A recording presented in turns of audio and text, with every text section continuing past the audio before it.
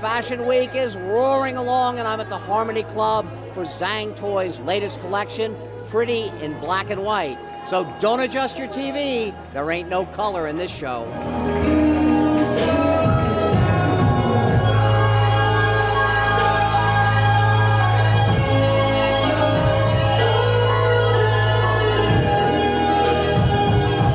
Zhang Toy put his sumptuous fabrics and hand embroidery on the runway, absent the rich colors that usually adorn his gowns. The show was all black and white.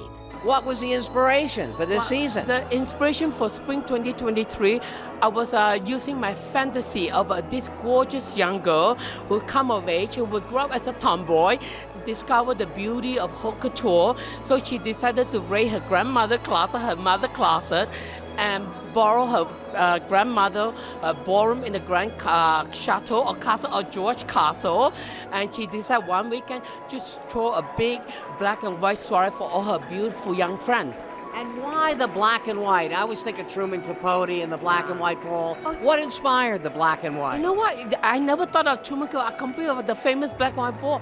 I just want to make a big statement, especially since the COVID, I'm not allowed to travel internationally for my inspiration. With this collection, lift everybody up. Everyone has been in the lockdown for the last 2 years. I just want a really, really clean cleanse that we're starting a new page in black and white to make everybody happy and put a smile on everybody's face. One of Zhang Toy's biggest fans is supermodel Carol Alt. What is it about this designer that turns you out so beautifully and makes you guys such great friends? I don't know. Well, first of all, this man makes me laugh more than any other person on the planet. He is the sweetest, the kindest, the most creative, gentle soul I've met in this industry.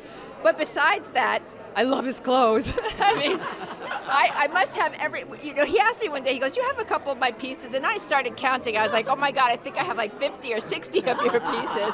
There are many more fashion shows and fashion events coming up this Fashion Week, and they're live and in person. The first time we've really seen this since 2019. On the Upper East Side of Manhattan, George Whipple, New York 1.